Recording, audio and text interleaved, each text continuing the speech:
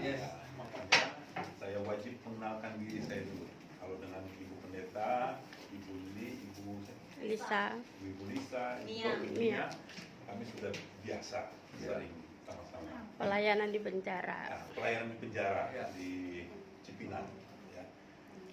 Nama saya Wemi Amanupunyo. Ya, marganya Amanupunyo. Saya Amanupunyo. Oh, Ibu Amanupunyo. Iya, Mama Tarasale. Oh, siap. Berarti orang bersaudara. Nah, kalau lihat tampangnya tinggi hitam besar pasti tahu dari mana. Ambon Indonesia Manisi. Timur. Ambon Manisi. Tapi orang Ambon kalau makin tua, manisnya hilang, tinggal hitam.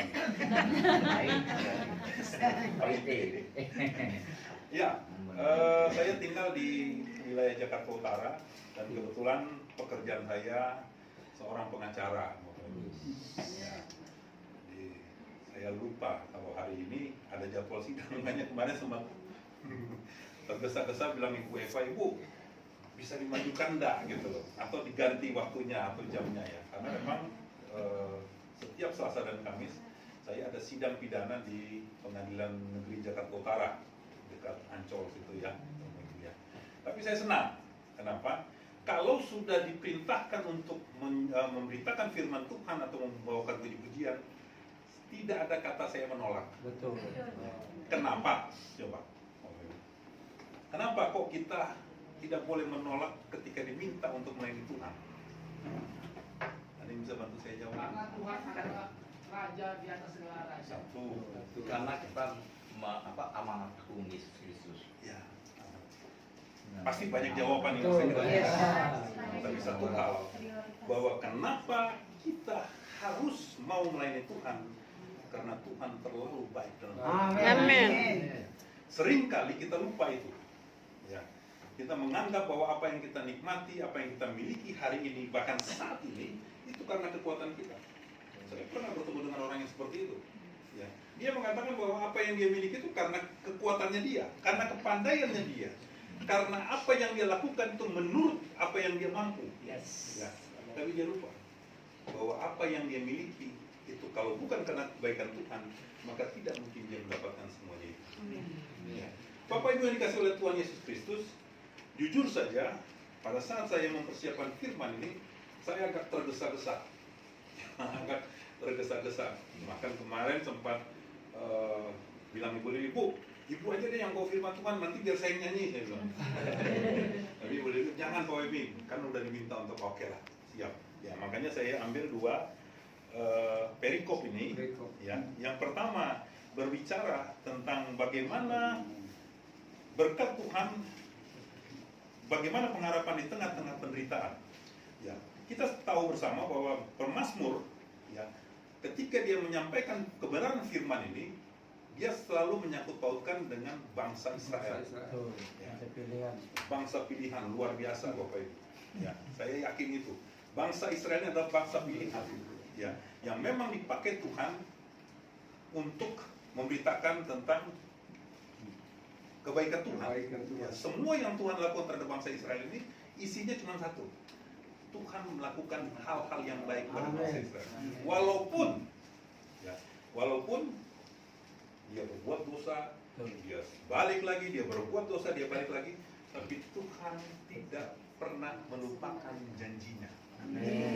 Makanya kalau kita sudah percaya kepada Tuhan, ya, maaf saya pakai kata tabu hukumnya atau haram hukumnya, Anda meninggalkan Tuhan Yesus. Ya. Karena dia terlalu baik dalam hidup kita. Bapak Ibu yang dikasih oleh Tuhan Yesus Kristus, kita baca ayatnya yang keempat tadi, ya. Pulihkanlah keadaan kami ya Tuhan, seperti memulihkan batang air kering di tanah. Ya. Bangsa Israel berteriak kepada Tuhan. Ya. Tuhan, tolong pulihkan keadaan kami. Ya. Terkadang Tuhan dengar, tapi terkadang Tuhan Tunggu. biarkan. Mungkin hal demikian sama dengan yang kita alami sekarang ini. Betul. Betul Bapak Ibu? Betul. Ya. Yang Bapak Ibu rasakan, saya pun merasakan itu. Ya. Tetapi Tuhan mau kita tetap bersandar berharap hanya pada Dia. Saya mau tanya dulu sekarang sama Bapak Ibu. Bisa nggak Tuhan rubah keadaan kita simsalabim langsung jadi yang baik? Bisa. Bisa. Apapun bisa ya. Apapun bisa. Bisa. Ya. Tetapi yang dia minta apa? Tekunan. Ya. Kita sabar. Sabar. Ya. Minta Di dalam sabar. lagu apa yang terakhir Menunggu tadi? waktunya Tuhan. Selalu Tuhan jawab doa. Tak selalu Tuhan menjawab doa. Ya. Coba kita baca ya di dalam 2 Petrus 3 ayat 9a.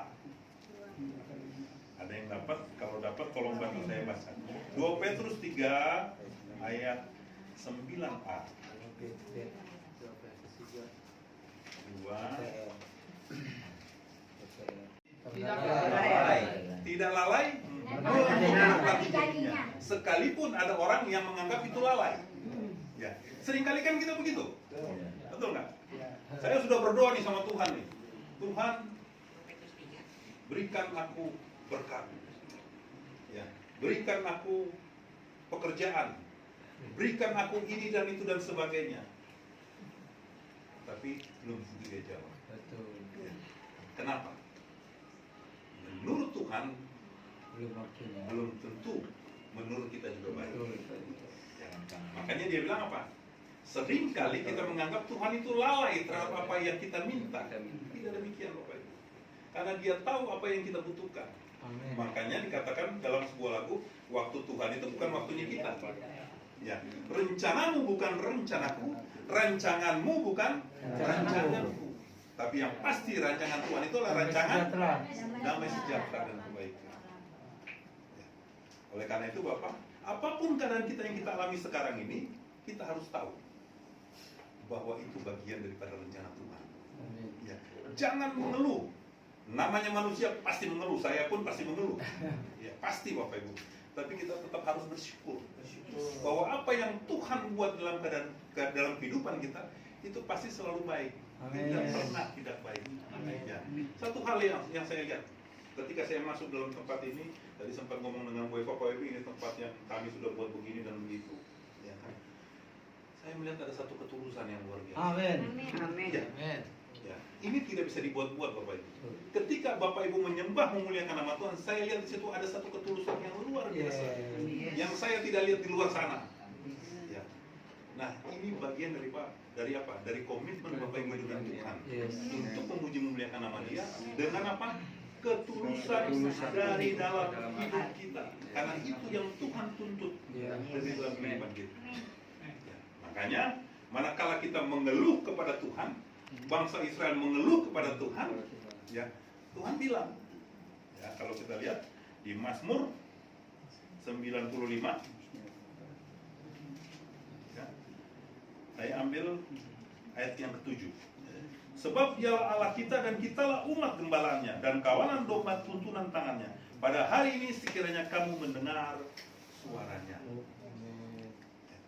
Jadi kalau kita minta sesuatu kepada Tuhan, Tuhan juga minta dong sesuatu yang harus kita lakukan sama Dia. Ya dong, fair dong Bapak Ibu.